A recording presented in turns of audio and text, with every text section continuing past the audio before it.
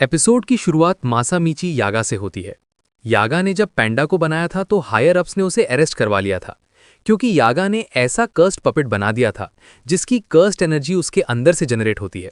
मतलब कि पैंडा बाकी इंसानों की तरह जिंदा था, क्योंकि ऐसे तो यागा पैंडा जैसे बहुत सारे पपेट्स की आर्मी खड़ी कर सकता है। हायर अप्स चाहते थे कि यागा अपनी टेक्निक उन्हें भी बता दे, पर यागा साफ मना कर देता है, क्योंकि वो जानता था कि हायर अप्स इस टेक्निक का गलत इस्तेमाल ही करेंगे। तो वो उनसे कह देता है कि उसने गलती से पैंडा को बना दिया और अब ऐसा फिर से नहीं होगा। कहानी वापस प्रेजेंट में आती है और हम देखते हैं कि यागा ने और भी ऑटोमेटिक पपेट्स बनाए हुए थे, पर उन्हें एक जंगल में छुपा रखा था। एक पपेट यागा से आकर पूछता है कि उसका मूड खराब क्यों है, तो यागा बोलता है कि अब मैं कई दिनों तक तुमसे मिलने नहीं आ पाऊंगा, लेकिन मेरे बिना भी तुम लोग ठीक रहोगे। इस जंगल को मास्टर तेंगिन प्रोटेक्ट करते हैं और तुम्हारी मदर भी तुमसे मिलने आती रहेगी। सारे पपेट्स यागा को अलविदा कहते हैं और बोलते हैं कि वो उसे मिस करेंगे। दूसरी तरफ हम पैंडा को देखते हैं, जिसे हायर अप्स ने पकड़ लिया था, क्योंकि वो जानते हैं कि पैंडा के लिए यागा उनके पास जरूर आएगा। लेकिन कुसाकाबे पैंडा को आजाद कर देता है और बोलता है कि यागा ने मुझ पर एक एहसान किया था और मैं उसका बदला चुका रहा हूं। असल में कुसाकाबे की एक बहन है जिसका बेटा टकेरू अब इस दुनिया में नहीं है। इस बात से उसकी बहन को बहुत बड़ा सदमा लगा था और वो ठीक से चल भी नहीं पाती थी। तो यागा ने उसके लिए एक पपेट बनाया था जिसमें उसने टकेरू की इन्फॉर्मेशन डाली थी, जिससे ये पपेट बिल्कुल टकेरू की तरह बात करता था। उसे देखकर कुसाकाबे की बहन सदमे से बाहर आ गई थी और उसने उस पपेट को गले लगा लिया था। यागा बोलता है कि वो लोग इस पपेट को अपने साथ नहीं ले जा सकते, वरना हायर अप्स को पता चल जाएगा। कुसाकाबे की बहन इससे मिलने इसी जंगल में आ सकती है। कुसाकाबे इसके लिए यागा को शुक्रिया बोलता है। कहानी वापस प्रेजेंट में आती है। यागा के सामने एक मास्क पहना सॉर्सरर आता है और उससे पूछता है कि वो कहाँ जा रहा है। तो यागा बोलता है एक पैंडा से मिलने। वो सॉर्सरर कहता है कि हायर अप्स ने तुम्हें मौत की सजा सुना दी है। अगर तुम बचना चाहते हो तो बता दो कि ऑटोमेटिक पपेट्स कैसे बनाते हैं। यागा बोलता है कि गोजो नहीं है तो तुम लोगों की हिम्मत कुछ ज्यादा ही बढ़ गई है, और वो लड़ने को तैयार हो जाता है। तभी उसे गिटार की आवाज सुनाई देती है और वो देखता है कि गाकुगांजी भी उसे यहां मारने आया था। दोनों के बीच लड़ाई होती है और यागा बुरी तरह से घायल हो जाता है। गाकुगांजी फिर उस दूसरे सॉर्सरर को वहां से जाने को बोलता है। इसके बाद यागा ऑटोमेटिक पपेट बनाने की मेथड बताने लगता है। वो कहता है कि उन्हें सोल इन्फॉर्मेशन की कॉपी करके कर्स्ड पपेट के कोर में डालना होता है। उन्हें 3 सोल्स को एक कोर में डालना होगा जो एक दूसरे को अब्जॉर्ब करती रहेंगी, और करीब 3 महीने बाद एक ऑटोमेटिक पपेट बन जाएगा। गाकुगांजी पूछता है कि तुम ये सब अब क्यों बता रहे हो, पहले बताते तो तुम बच सकते थे। यागा बोलता है कि ये एक कर्स है जो मैं अब तुम्हें दे रहा हूं। तभी पैंडा वहां भागते हुए आता है और देखता है कि उसने आने में देर कर दी, क्योंकि उसका फादर यागा अब इस दुनिया में नहीं है। वो भागकर यागा के पास जाता है। गाकुगांजी पूछता है कि तुम मुझसे लड़ोगे नहीं, तुम्हें गुस्सा नहीं आ रहा। पैंडा कहता है कि मैं बाकी इंसानों जैसा नहीं हूं, तुम्हारी यागा से कोई दुश्मनी नहीं थी, तुम बस ऊपर के ऑर्डर्स फॉलो कर रहे थे। लेकिन ये बात जरूर याद रखना कि एक पैंडा भी रो सकता है। पैंडा यागा की मौत पर रोने लगता है। दूसरी तरफ हम यूजी और मेगुमी को देखते हैं, जिन्हें तेंगिन ने बताया था कि हकारी ने एक बिल्डिंग के अंदर अपना फाइट क्लब खोल रखा है और सॉर्सरर्स आपस में फाइट करते हैं। बिल्डिंग में घुसने से पहले मेगुमी और यूजी अपने कपड़े बदल लेते हैं, क्योंकि अगर हकारी को पता चल गया कि वो जुजुत्सु हाई के स्टूडेंट्स हैं तो वो भाग जाएगा। हकारी ने हायर अप से लड़ाई कर ली थी और उसे स्कूल से सस्पेंड कर दिया गया था। यूजी पूछता है कि क्या वो हमारी मदद करेगा भी। मेगुमी बोलता है कि वैसे तो वो बहुत बड़ा कमीना है, लेकिन यूटा ने भी बोला है कि वो उससे भी ज़्यादा स्ट्रांग है, तो हमें किसी भी कीमत पर उसे कलिंग गेम्स में लेकर चलना है। एंट्रेंस पर उन्हें बॉडीगार्ड्स मिलते हैं जो बोलते हैं कि ये बच्चों के घूमने की जगह नहीं है, यहाँ से चले जाओ। मेगुमी बोलता है कि वो फाइट क्लब के लिए आए हैं, तो गार्ड उसे मुक्का मारकर डराने की कोशिश करता है, लेकिन मेगुमी अपनी जगह से हिलता भी नहीं।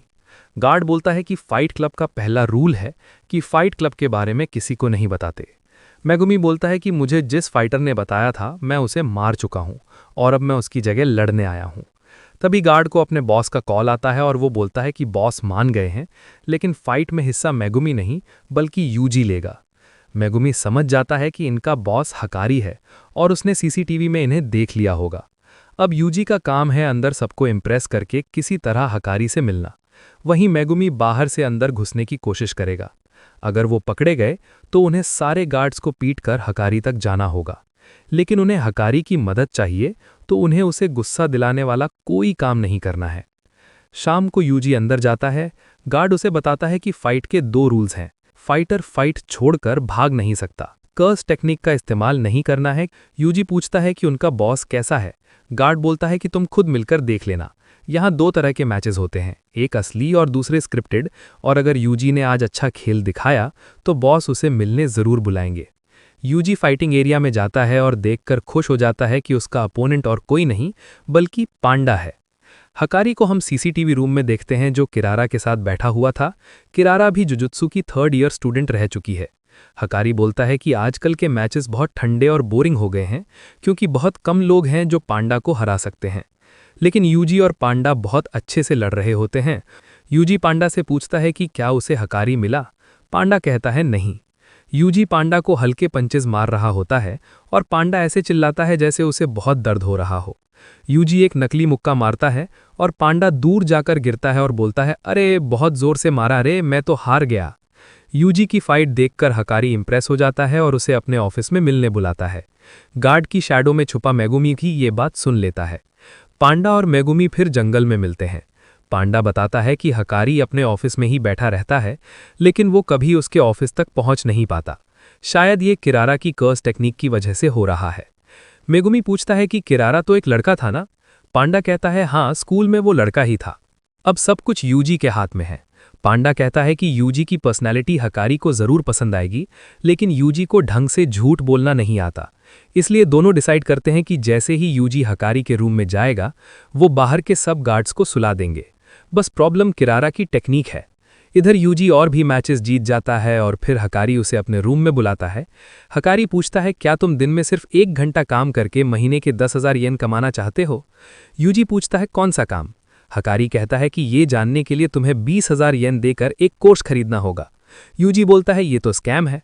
हकारी कहता है, बिल्कुल सही, ये एक जाना माना स्कैम है जहां एक आदमी खुद को अमीर दिखाता है और बोलता है कि अगर तुम्हें भी अमीर बनना है तो मेरा कोर्स खरीदो।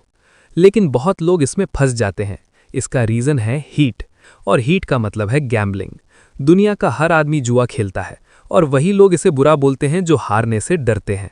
और वो अपने फाइट क्लब को पूरे देश में फेमस करना चाहता है ताकि सबकी हीट उसके कंट्रोल में रहे। कर्स्ड स्पिरिट्स के बारे में अब आम जनता को भी पता चल गया है। ये सबसे अच्छा मौका है अपना बिजनेस बढ़ाने का, और वो यूजी को भी इसका हिस्सा बनाना चाहता है। तभी हकारी को किसी का कॉल आता है। हकारी यूजी से पूछता है, कुछ ठंडा पियोगे? यूजी बोलता है, कुछ भी चलेगा, बस दारू नहीं। हकारी बोलता है, तुम्हें पता है सतोरू गोजो भी दारू नहीं पीता। यूजी कहता है, ये सतोरू गोजो कौन है, कभी सुना नहीं। और यहीं उसका झूठ पकड़ा जाता है, क्योंकि दुनिया में ऐसा कोई सॉर्सरर नहीं जो गोजो को ना जानता हो।